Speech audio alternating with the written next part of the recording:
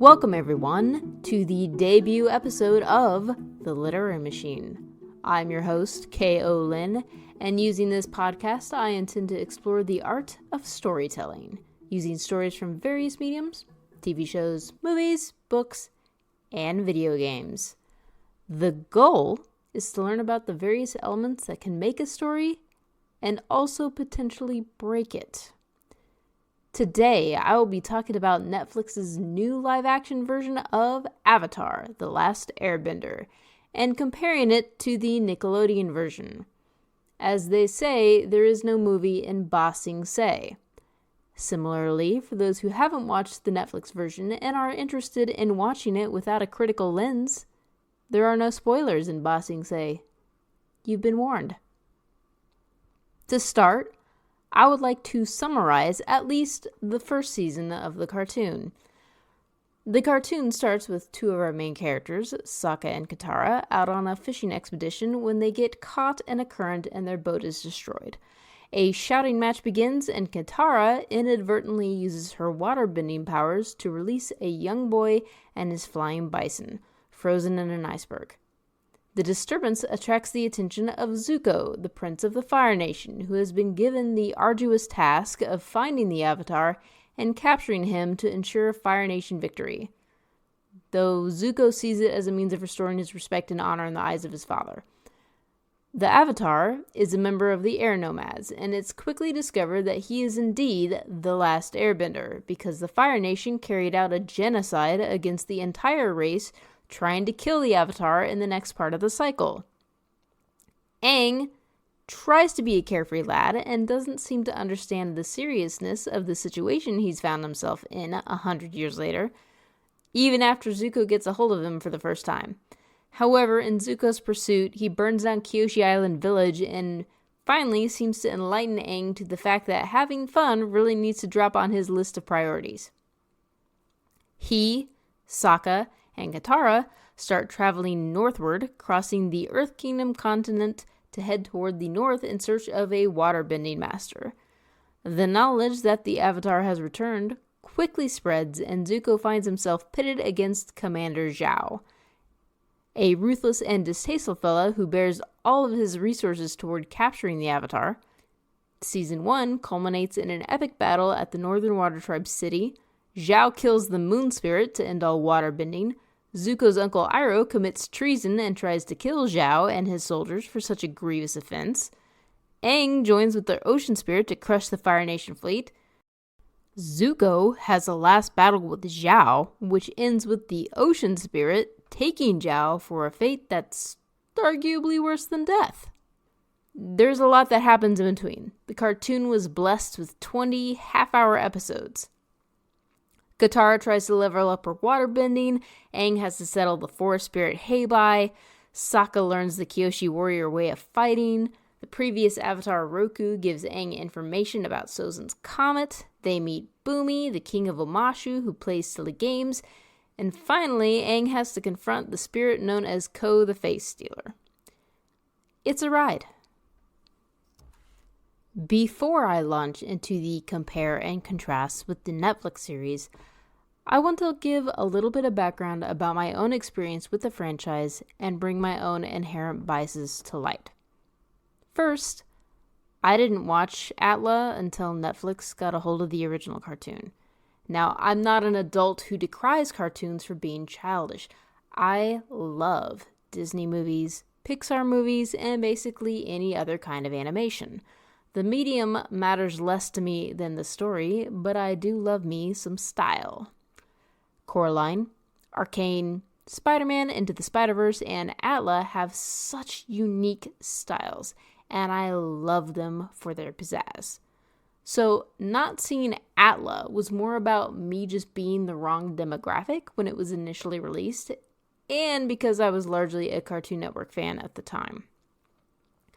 I completely missed the train on Nickelodeon, and through the rest of my teen years, I heard from varying people, "You've never seen Avatar: The Last Airbender? Oh, it's so good!" I love stories, so naturally my interest was piqued. I dove right in when it appeared on Netflix and did a classic binge watch. I'm not going to lie, I thought it was a bit slow to start. My adult perspective got in the way of appreciating the lightheartedness and the fun, but pretty much from the Solstice episodes and onward, I was hooked. You can count me as a fan of the cartoon. So when Netflix announced they were doing a live-action remake of the cartoon, I was baffled. Just why? Why? The cartoon was already so good that the bar has been set to impossible heights. Netflix were never going to reach it. It was never going to be talked about as a classic in the same way that the original cartoon was, and is all but likely to fade away with enough time. So why waste all this money and talent on a story that has a snowball's chance in hell of being even as good? I know the answer is money, but why not just make a sequel with the characters grown up? We know that the original animators are making a show that's supposed to show the gang as adults. Why not attempt something like that instead of attempting to remake the show? I digress. They made it. They've released it. So what is the verdict? Is the Netflix version just as good as the original cartoon? No. To its credit, it was better than I thought it would be. It's not bad at all, and they made some very interesting choices to branch off from the original that we're going to talk about. But first, I want to talk about some things that they indisputably had to nail to be compared favorably. No better place to start than with the bending. I would call the special effects of the bending to be acceptable. It's faster than the movie, but the bar that the movie set is so low that it's a tripping hazard in hell. In that respect, the Netflix version more than cleared it, but it's nowhere near as fast as the cartoon. And it's not as fast because it's weighed down with realism. They were so intent on making it look real that they didn't make it look especially formidable. Now, some of it could be that Katara is so new at waterbending that she's not particularly quick and has trouble controlling her element, but she has to take an inordinate amount of time to prep. Master Paku even looks slow. The firebending looks really good, but pretty much all other bending looks kind of awkward and slow.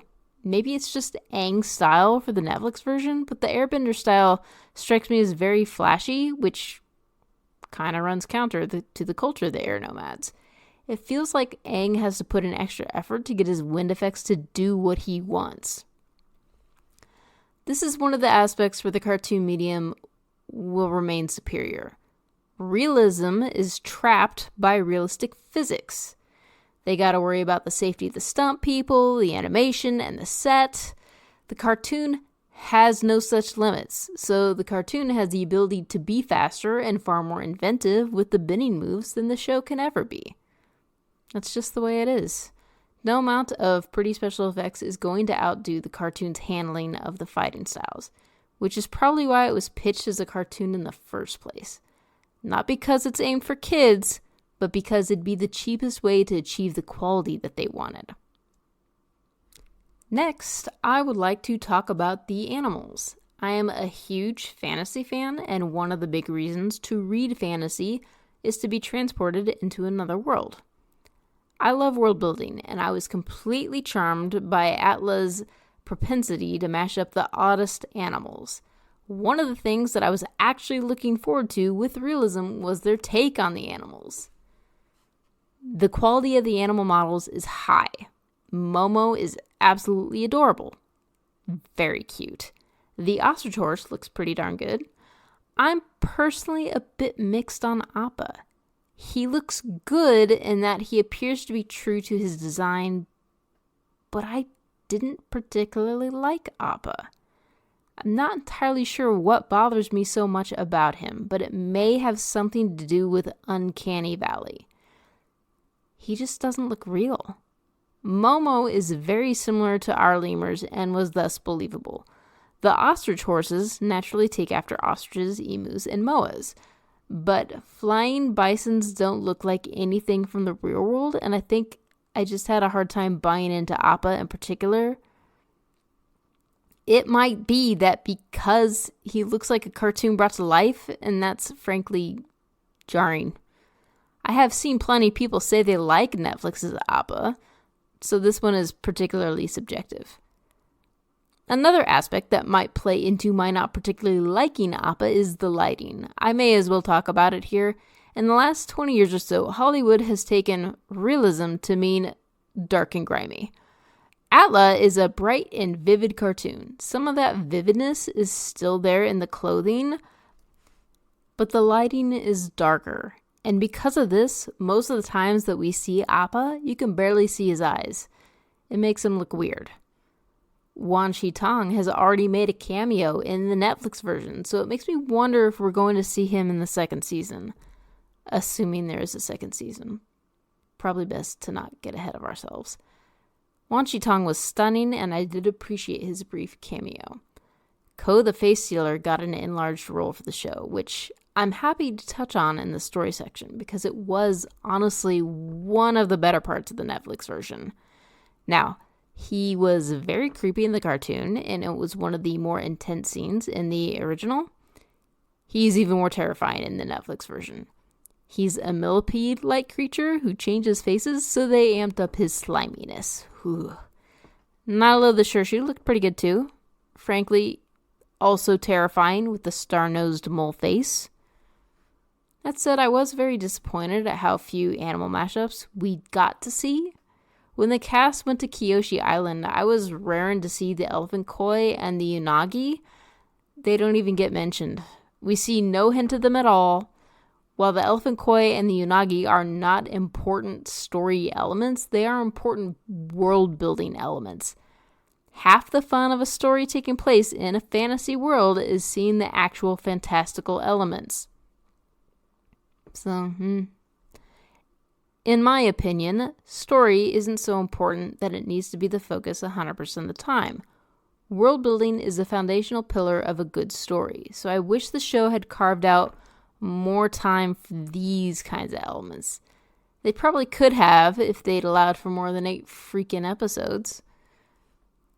We also didn't see a single turtle duck. Major disappointment.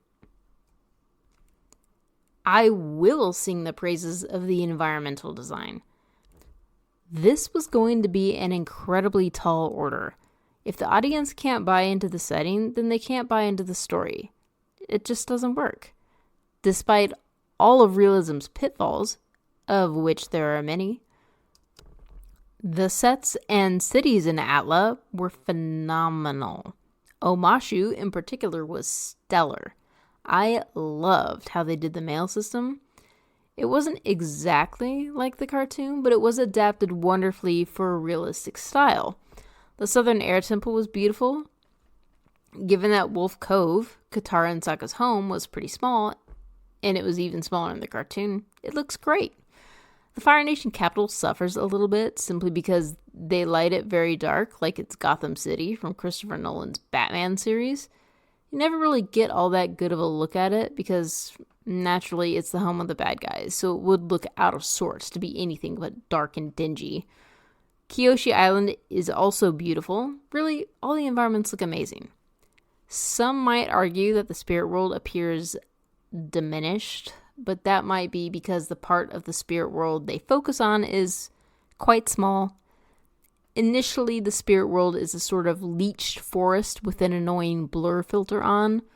That's not all it is, because you get a look into Ko's lair, and then there's a warm and inviting hut with Monk Gyatso. So the spirit world was merely okay, but hopefully that isn't the last we'll actually see of it. Here's where I would like to move on to the story. To start with, let's focus on the main characters, starting with Aang. The actor playing him is very close to the cartoon. In terms of design and faithfulness, A+. In terms of character, he is decidedly different. Most notably, he's not nearly as carefree as he originally began. He isn't obsessed with writing various animals around the world or the mail system of Omashu. Prior to the Netflix release, I believe I heard complaints that Aang apparently accepts his duty as Avatar more readily. Now that I've watched the show, they shifted the focus of his concerns. Instead of being reluctant, they instead preferred to riddle him with guilt. There was certainly some reluctance to the Avatar. He cites his unwillingness to be violent, but Kyoshi rather harshly puts his concerns to rest by telling him it's not about you. And if I'm being honest, cartoon Aang needed to learn that lesson far, far earlier than 3 episodes before the ending. So it was a bit shocking that Netflix pushed that lesson so early in the show. Despite these early lessons, and despite many, many people telling Aang that the last 100 years wasn't his fault, Katara, Sokka, Gyatso, right up until the credits roll on the final episode, Aang is moping about how it's his fault the Fire Nation attacked the Northern Water Tribe. His moping is really starting to get on my nerves.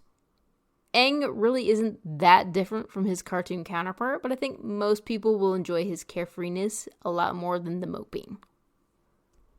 Let's move on to Katara. She's long been one of my favorite characters of the entire show. Frankly, I can't decide if I like her or Toph more. They both are very different and serve different roles. Katara is driven, brave, and passionate.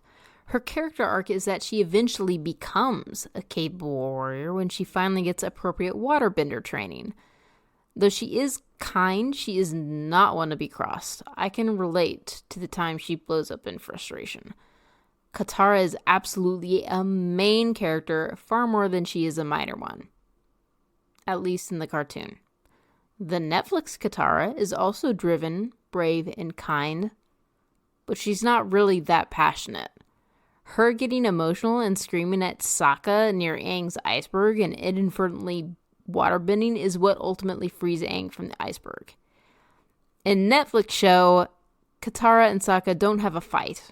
They crash on the iceberg and then their boat starts drifting out of reach, so Katara uses her paltry bending skills and that somehow causes Aang's iceberg to crack.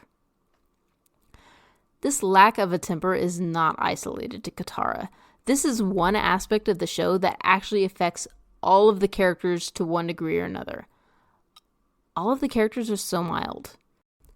The king of temper tantrums himself, Zuko, blows up maybe 2 or 3 times during the entire first season.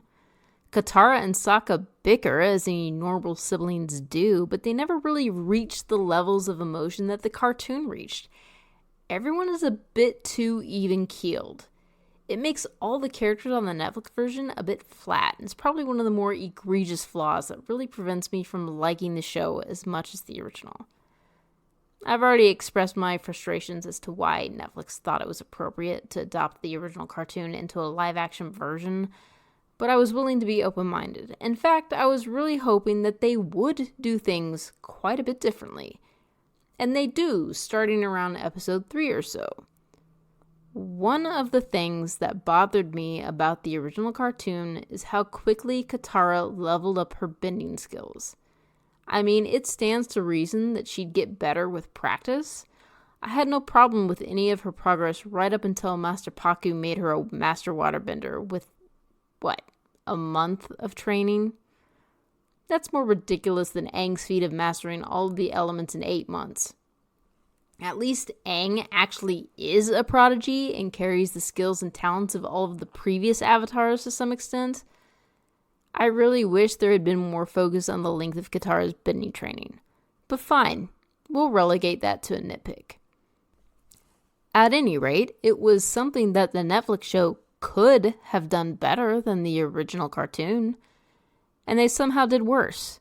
In the very first episode, Katara creates a giant water ball to deflect Zuko's fireball. Nah, come on. I was willing to let that slide depending on how the season went. I got a bit of a side eye when Katara found that Gran had packed a secret waterbending scroll into her pack before she left. So the little escapade with the pirates was cut. But then, in the final episode of season 1, Master Pakku is so impressed with Katara's self-taught skills that he doesn't teach her anything. He doesn't teach Aang anything either. He just says, Well, Aang will at least have a master waterbender traveling with him. Boo! Everyone likes a good training montage now and then, so give us one, won't you? You could have killed 2 birds with 1 stone and have the training montage include both Katara and Aang.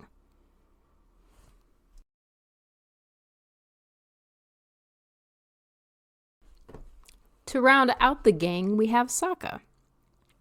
I saw everyone bemoaning that they cut Sokka's sexism. Frankly, I don't understand what the fuss was about. Yes, it was a character arc, but even in the cartoon, Sokka's sexism lasted all of 4 episodes? And given that Kyoshi Island was done and dusted by the end of episode 2 in the Netflix version, we're talking about a very minor character arc.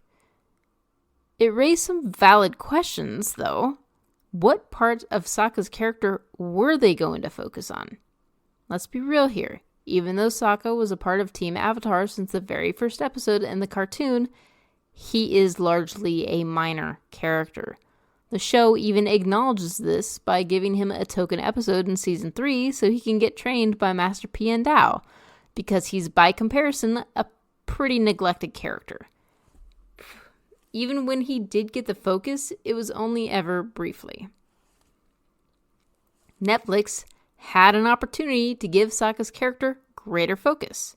There are 2 aspects of his character that were barely explored in the original: his inventiveness and his insecurity as a leader. Surprisingly, Netflix decided to give both of these aspects a bit more care. He has more screen time with Sai talking about engineering. In episode 5, Ko uses an old memory where Sokka overhears his father speaking harshly about him, suggesting he's not responsible enough to have lives in his hands. I'm not going to speak about how credible I think the memory is. Chief Hakoda got very little characterization in the original show, and for all intents and purposes is a blank slate. He can be rewritten to act in this manner. I do think it was a good idea for Netflix to focus on this. Maybe they will actually do something more with it in the 2nd season. One can only hope.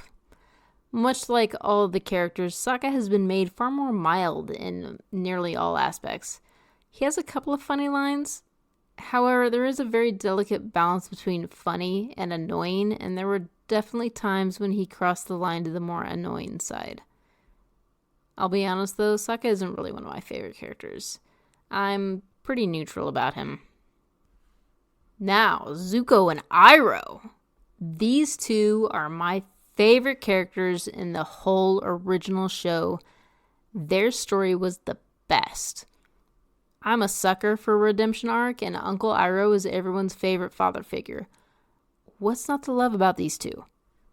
Netflix Zuko is pretty good. He might actually be the closest to his original counterpart.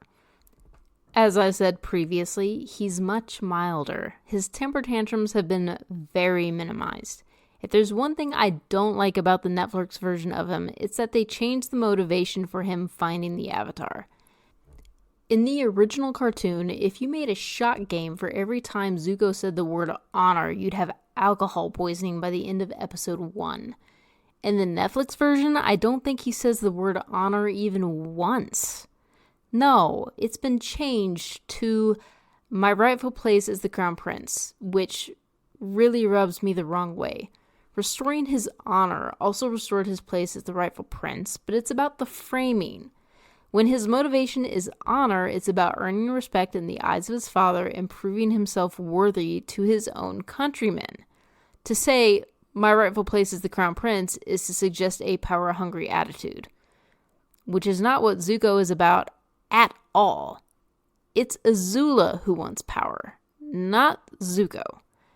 That would be her refrain if she were the banished princess. At any rate, most scenes with Zuko were generally pretty good. For the most part, I enjoyed his story, just like I did in the original. I'm going to save most of my thoughts for Zuko when talking about the new scenes, because so many of the changes that Netflix introduced are relevant to his story. While Zuko may remain one of my favorites, I can't say the same for Iroh. It was always going to be a tall order for the actor and the writing to live up to the man, the myth, the legend that is Iroh, the Dragon of the West, from the cartoon. He's fairly accurate, but he's just a bit off. Like someone tried to line up two of the same see-through images, but the lines are a bit shifted. It's not quite accurate, and therefore it bugs me. One of my issues with Iroh, and this is a complaint with virtually all of the dialogue, is that he's too blunt. He's too straightforward with his message. I'm pretty sure it was Commander Zhao who told Zuko that his father gave him an impossible task, but they instead give that line to Iroh, which is irritating. To tell Zuko that the task was impossible is to crush his hope, which Iroh would never do, even if he thinks the task is foolhardy. Iroh was a guiding force in Zuko's life, so to be blunt was uncharacteristic of him. In fact, the one time Iroh dropped all of the pretenses in the original cartoon was when Zuko found Appa in chains at Ba Sing Se, and Iroh finally read him the riot act. It was one of the most powerful moments in the entire show. We were all begging Zuko to finally see reason, damn it. They also dial back some of Iroh's ferocity. I think he only gets one actual fight scene in the entire show, and that's when he loses it at Zhao for killing the moon spirit. Even when Zuko comes to save him from the Earthbender prison guards, Iroh offers no help at all. About the most positive thing they did for Iroh was to have more scenes between him and Aang. I'd always wished that Aang had interacted with Iroh more. As much as I love Zuko, I kind of wish that Iroh had taught Aang firebending. That's not a flaw, that's simply wishful thinking. In terms of characterization, Iroh suffers the most. There's no better place to start with the story than to start at the beginning. Netflix decides to start its show at the very beginning, when the Fire Nation first attacks the air nomads. I always found it a rather interesting choice that the original series only told the story of how the war began in Season 3. The original cartoon always preferred to lump its thematic info dumps. In Season 1, Aang and Zuko share an episode where both of their backstories are told to the audience. The same thing for Season 3, Zuko and Aang both learn about the origins of the war in the same episode, but through different avenues. Nothing wrong with that, especially since the cartoon makes its info dumps especially entertaining. Not to mention that it stands to reason that this story wouldn't be divulged until the gang were exploring the Fire Nation. The original cartoon starts with Katara and Sokka finding Aang in the iceberg. While the intro to the cartoon does a decent overview of the four nations and the importance of the Avatar, the story otherwise just dumps the audience into the very middle of the war with very little context. It prefers the slow burn approach of revealing the world as it goes. This is a rather unorthodox way to start a story. Generally, every story needs a hook. In most professional capacities, this means starting out the story with a bang. Action. To be literal, the Netflix show starts with someone being chased through the streets of what we later learn is the Fire Nation capital. But then the story moves on almost immediately to the Air Nomad massacre. Naturally, Netflix wanted to both showcase the ferocity of the Fire Nation and therefore enhance the tragic circumstances of the Air Nomad massacre by showing the Air Nation at its height. That is arguably meant to be a cheap shock factor, but it's at least a known and well-accepted part of the story. By and large, this isn't a cheap tactic. It can be incredibly powerful. Both methods have their strengths and weaknesses. In my personal style, I tend to err towards starting my stories with a bang of some sort, though after the initial bang, I like to sink into a slower approach to the rest of the story. The Netflix version does this as well to some extent. Proceeding to the original start of Sokka and Katara finding Aang, the ramping up after that is a bit slow, but they cut it down by limiting Aang's shenanigans and including Zuko harassing Wolf Cove and Aang's subsequent first escape from Zuko all in the first episode. I don't particularly care for the pacing of the first episode. I complained that the dialogue was blunt, and nowhere is that more obvious than the first episode, where so much of it is exposition dump. It doesn't sound natural, and if there's one thing I can't stand, it's unnatural dialogue. To Netflix's credit, the dialogue does improve through subsequent episodes, but it still doesn't match the strength of the original cartoon. Few things can. Typically, when adapting something, there is a certain faithfulness expected toward the original. When it comes to adapting books for the big or small screens, most fans expect a large amount of faithfulness. You're bringing a vision to life. When it comes to video games, gamers want nearly 100% faithfulness with improved graphics. They want to experience the story they originally played as they remember it. When Netflix committed to doing a live-action remake of the Avatar, they also had to commit to a version that was not scene for scene the original. They had to do something new with the story. Changes were absolutely inevitable. The truth is, I welcome this. I generally hold the opinion that no matter how good something is, it's not perfect. In fact, seeking perfection is a fool's errand because no two people will ever experience the same story the same way.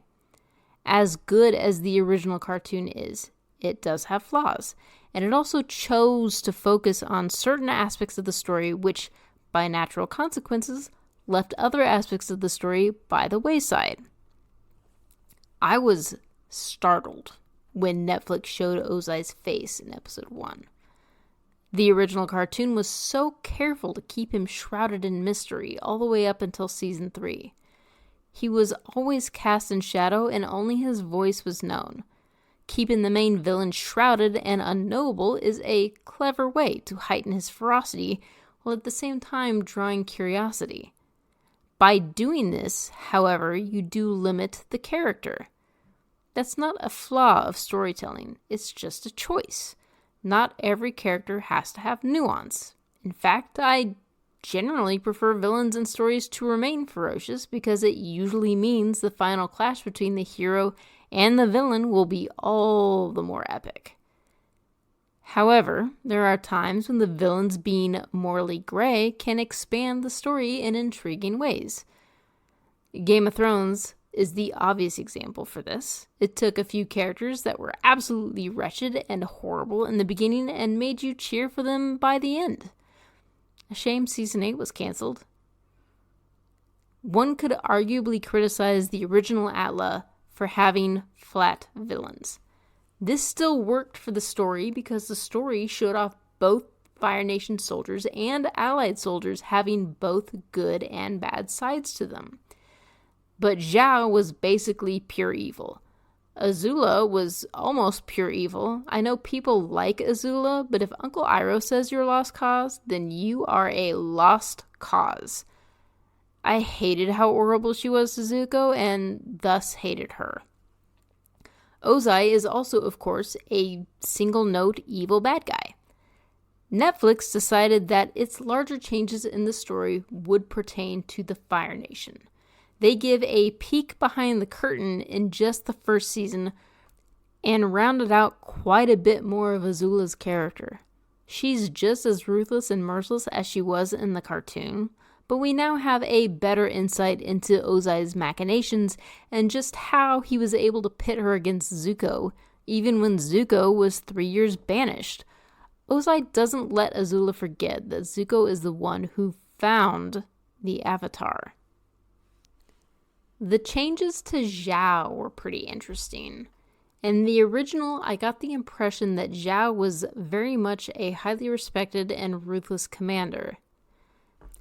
But in the Netflix show, he's a grasping weasel deliberately stationed in a backwater outpost because no one likes him, and he was a very poor officer. Zuko is forced to work with him in order to play nice toward the military men he might one day be commanding. Iroh naturally made efforts to smooth that relationship over. The original didn't really concern itself with internal Fire Nation politics. I really enjoyed Game of Thrones, so I appreciate the attempt to explore this aspect, even if it was pretty minimal.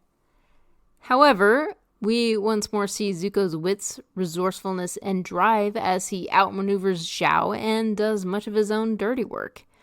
It was an interesting change of pace to see Zuko in Omashu, given that he never went there in the cartoon.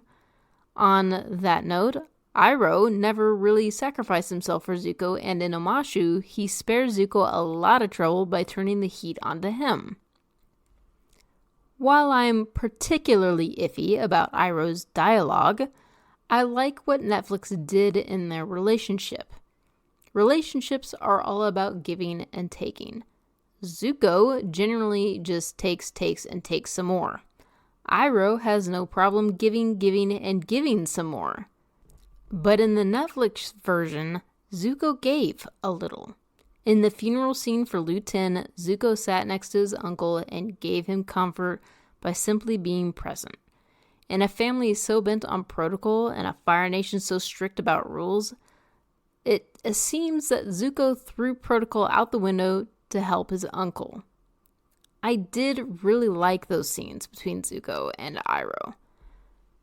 There's another interesting difference in the flashback where we see Zuko receive his scar. In the original, it's all told from Iroh's POV. As far as we know, Zuko didn't fight at all, and Iroh didn't step in at any point. But in the Netflix show, it's from Zuko's POV, and he puts up token resistance, but mostly importantly, Iroh stepped in to try to stop Ozai. He was unsuccessful, but he at least tried and showed real care and honor toward his nephew. The POV really makes a difference. I get the distinct impression that Iroh would deliberately keep the focus from himself when relating the story. Maybe he stepped in, maybe he didn't, but Zuko remembers him stepping in, and that is an important moment in their relationship. Similarly, I thought it was a nice touch that the men Zuko stood up for were given to him to be his ship's crew. It shows Zuko's character that he never lorded it over any of them about saving their lives. In neither shows, Zuko doesn't do a good job of showing his gratitude. But that's because of the pressure he's under and no doubt due to his father's tutelage. Because who cares about some peon recruits that were going to be sacrificed anyway? Another interesting change in the show that I grew to love was Aang seeking the wisdom of past avatars by praying at their statue. Given the lore behind the avatar, I did initially find it a bit silly because he doesn't actually need to go to the statue. He should just be able to seek them out. At the beginning of the show, he had trouble finding his way into the spirit realm and contacting them, but it's something that he learns along the way. So when he just goes to Kyoshi Island and simply asks Kyoshi for wisdom, I thought it was a bit ham-fisted for learning Avatar lore and a shortcut to doing the hard labor of actually learning to venture into the spirit world. But this did grow on me. If there's one thing that the original show lacked, it was a view of the previous avatars. Roku already had a lot of screen time, and Kyoshi got at least one episode dedicated to her. Most of what we get from previous avatars happened 3 episodes from the end in the original show, so just barely coming in under the wire. It was explored, but to a lesser extent. Again, this isn't a flaw, it's just a story choice, and Netflix decided to make a different choice and explore some of the past avatars in greater detail. I appreciate Netflix for giving Kyoshi and Kuruk more screen time. I hope we get even more avatars in the future. Yang Chen was mentioned in episode 1, but her statue was gone. Maybe she'll make a comeback when the gang visits more air nomad temples. I enjoy this kind of elaborating. If you're going to do a remake, especially a beloved classic, then do something that it didn't do. Don't just rehash the original in the same old way. That's the best part of a well-built fantasy world. Plenty of new avenues to explore. I already mentioned Ko in the creature design, but this part of the story was absolutely terrifying. They did vary his lore up a bit. In the original, it was suggested that he would steal your face the moment there was a look other than complete stoicism on it.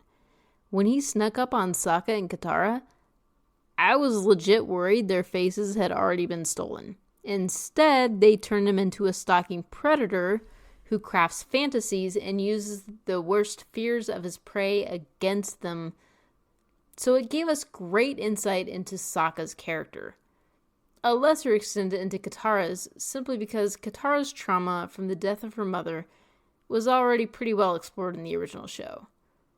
Ko used the fog of lost souls to stalk his prey, which again is varied up from the original. In The Legend of Korra, there's a scene where Tenzin and his siblings have to explore the fog of lost souls. It's where the very worst humans go. They come across Admiral Zhao, stuck in his endless ravings. Frankly, a fate worse than death. When the Netflix show explained that Ko hunts in the Fog of Lost Souls, I figured Admiral Zhao would end up as a snack of Ko. But no, much to my surprise, they give the kill to Iroh, which was startling. Not that I think Iroh can't kill, it's just that the cartoon, of course, went to great lengths not to have any on-screen deaths. But that's one thing Netflix didn't shy from, though it didn't employ it often. While I've appreciated a lot of the changes that Netflix introduced, I do not appreciate Boomy being changed from a kooky but ultimately good and well-intentioned king to a bitter and grumpy old man. That was just jarring. I feel like the lesson that it was trying to impart would have been better imparted by another avatar. I mean, the avatars during much of their appearances spent a lot of time dropping hard truths on Aang, which was good. He needed to hear them. I didn't like Boomy's turn, and you can't fix it by making him take the mail system at the end of the episode. I feel like Netflix missed the mark on that one. Most of this podcast has been spent largely picking at the things I personally disliked about the Netflix version. However, I've mentioned and brought up multiple times that I don't think the original show is perfect, and I definitely have some gripes. I don't like the Secret Tunnel folk band, and for once, Sokka was the character that channeled most of my frustrations.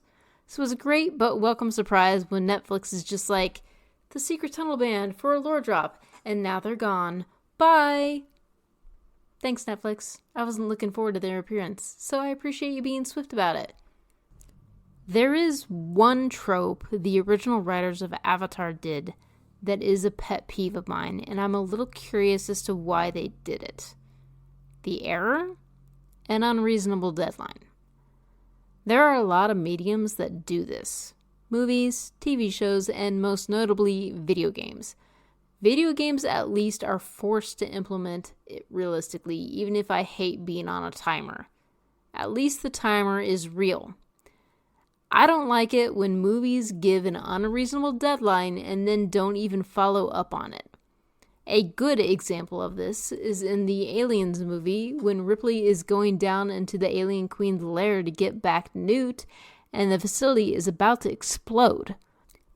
There's a voiceover that says, "You now have 10 minutes to reach minimum safe distance." And then Ripley proceeds to spend well more than 10 minutes retrieving Newt and leaving.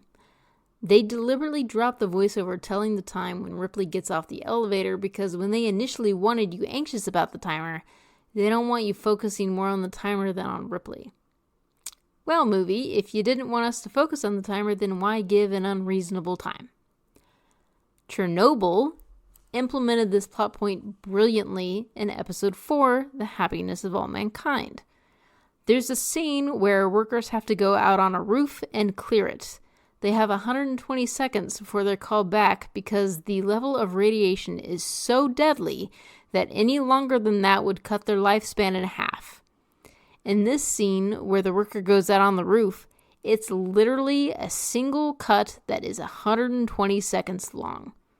That's a brilliant way of demonstrating a deadline. One of the few actually done well in movies. Or miniseries, I guess. The original Atla is guilty of this annoying trope too. In the Solstice episode, Aang sees Roku and learns that Sozin's comet is coming back for another round. It will be there by the end of summer. While it doesn't give an explicit time frame, it can be roughly translated to less than a year. To borrow a phrase from Gandalf, a story is neither late nor early. It arrives precisely when it means to. So then why the boxed in time frame? Tension? I'd believe that if the time frame was referred to frequently. But it isn't. We have no idea how long Aang spent at the Northern Water Tribe. Presumably a month. They're deliberately vague about time links precisely so the writers can avoid being boxed in by their own timeline. So why give Aang a deadline of less than a year? Especially after hyping up to Aang that it will take him years to master all 4 elements. Suddenly they treat it like child's play to learn them all in the span of, 8 months? Come on.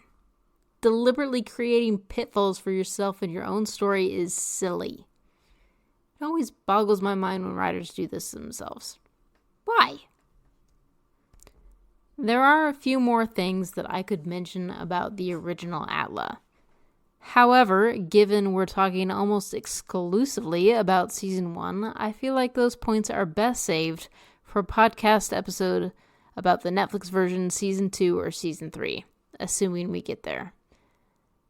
That is my compare and contrast between the Nickelodeon and Netflix versions of Avatar: The Last Airbender.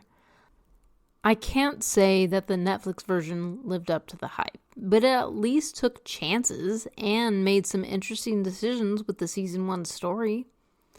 While I feel like the early dialogue suffered, the writing and performances alike improved the deeper the season went. Given Netflix's terrible track record with continuing shows and cutting them off at the knee, I'm looking at you, Shadow and Bones. I have my concerns about Season 2. In fact, I'm a bit concerned that this isn't going to be 3 seasons at all. Let's hope it is. Thank you for joining me. If you enjoyed this podcast, please consider subscribing to my website. The next episode, coming out March 13th, we're going to do a story analysis of Disney's Encanto. We're going to analyze just why this movie is so great and put one scene in particular under a microscope. Until next time, this is Lynn, signing out.